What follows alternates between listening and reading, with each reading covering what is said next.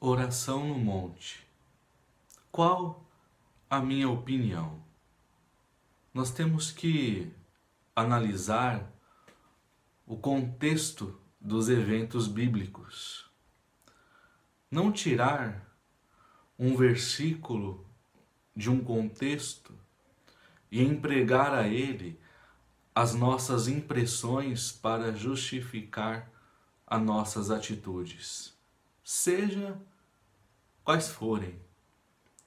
Existem acontecimentos na Bíblia que foram únicos, que aconteceram em uma ocasião específica e que hoje servem para nós como demonstração do poder de Deus. Ou ainda, servem para que possamos absorver os princípios divinos daquela manifestação de Deus. Um exemplo no Antigo Testamento, a abertura do Mar Vermelho. Deus falando com Moisés na sarça ardente, no Monte Horebe. Deus entregando a Moisés as tábuas dos 10 mandamentos, no Monte Sinai. Elias orando e Deus descendo fogo do céu no Monte Carmelo. No Novo Testamento também temos exemplos. A transfiguração de Jesus Cristo aconteceu no alto de um monte. E Jesus, momentos antes de ser traído por Judas, estava onde orando? No Monte Getsêmani. Então, tanto no Antigo Testamento como no Novo Testamento, existem várias ocasiões de manifestações divinas nos montes, nas montanhas. Mas a maioria desses eventos foram eventos únicos de demonstração do poder de Deus em uma situação específica. Portanto, são temporais e diz respeito àquela época e àquela ocasião. Portanto, nós não podemos tornar em doutrina ou prática ou norma um evento que foi único e temporal. Atualmente, nós vemos uma mistura de ensinamentos e práticas nas igrejas, onde usam textos sem contextos, tanto do Antigo Testamento como do Novo Testamento, para formular ensinamentos e doutrinas que não têm associação alguma com as doutrinas deixadas pelos apóstolos para o corpo de Cristo, para o rebanho de Cristo nessa terra.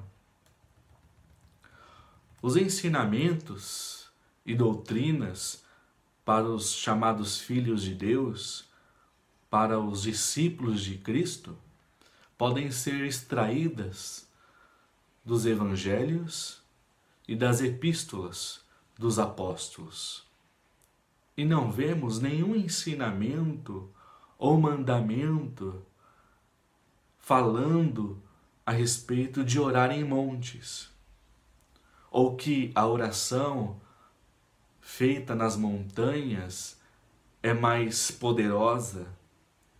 Não há nenhuma referência bíblica que a oração feita em montanhas, ela é potencializada, mais forte. Aí você pode falar, e o Antigo Testamento?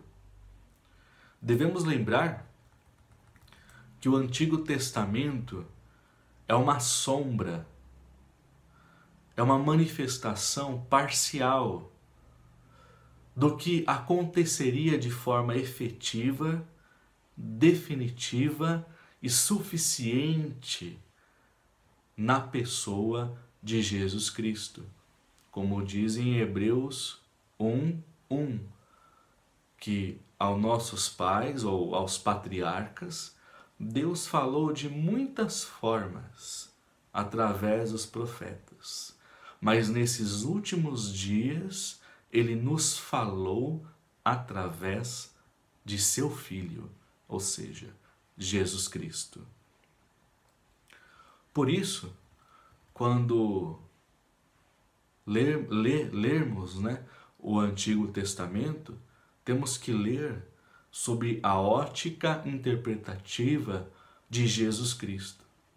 Porque Ele é a chave de tudo e Ele é a chave da interpretação. A grande questão sobre o orar em montes, é que o homem pensa que pode dar uma ajudinha para Deus. Que indo ao monte de madrugada, ele vai estar impressionando Deus por fazer tal sacrifício e Deus vai respondê-lo. Eu penso, como se Deus precisasse da nossa ajuda para fazer qualquer coisa. O homem tem um costume de se vangloriar de algumas coisas, dizendo: eu fui ao monte de madrugada por tantas vezes consecutivas e Deus me abençoou. Ou seja, o ser humano quer uma lasquinha do mérito de ter alcançado uma determinada bênção. Isso é só mais uma forma de satisfação e alimentação do próprio ego. Esqueceram do princípio da graça de Deus. Através do sacrifício de Jesus na cruz, da sua ressurreição dentre os mortos e de sua ascensão aos céus. Efésios capítulo 2, do versículo 5 ao 9, diz assim: estando nós ainda mortos em nossas ofensas, nos vivificou juntamente com Cristo. Pela graça sois salvos. E nos ressuscitou juntamente com Ele, e nos fez assentar nos lugares celestiais em Cristo, para mostrar nos séculos vindouros as abundantes riquezas da sua graça pela sua benignidade conosco em Cristo Jesus. Porque pela graça sois salvos, por meio da fé. Isso não vem de vós, é dom, é presente de Deus. Não vem das obras, para que ninguém se glorie. Então, em que lugar que eu devo orar? Não existe um lugar santo ou um lugar pré-determinado. A oração deve ser feita a qualquer momento e em qualquer lugar que você se sinta confortável o suficiente para falar abertamente com Deus, que é o nosso Pai Celestial. Falar sem reservas, sem restrições, falar como um filho ao seu Pai. O próprio Jesus nos ensinou sobre a oração. Em Mateus capítulo 6, do versículo 5 a 8, ele diz: e quando orares, não seja como os hipócritas, que se comprazem em orar em pé nas sinagogas e nas esquinas das ruas, para serem vistos pelos homens.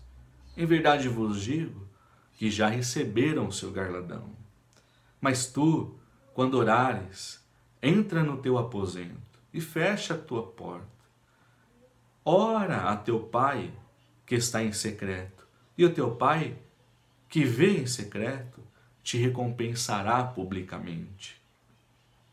E orando, não usei de vãs repetições, como os gentios, que pensam que por muito falarem, serão ouvidos. Não vos assemelheis, pois, a eles, porque o vosso Pai sabe que vos é necessário antes mesmo de pedir. Então, assim, de forma bem simplista, é que devemos orar a Deus. Se em algum momento você foi ou vai ao monte, vá simplesmente pelo desejo de querer ou de ficar em meio à natureza ou algo do tipo. Mas não pense que é algo que vai potencializar a sua oração ou qualquer coisa do tipo, porque não há referência bíblica, não há doutrina para o corpo de Cristo que fale a respeito disso. Até a próxima. Fique com Deus.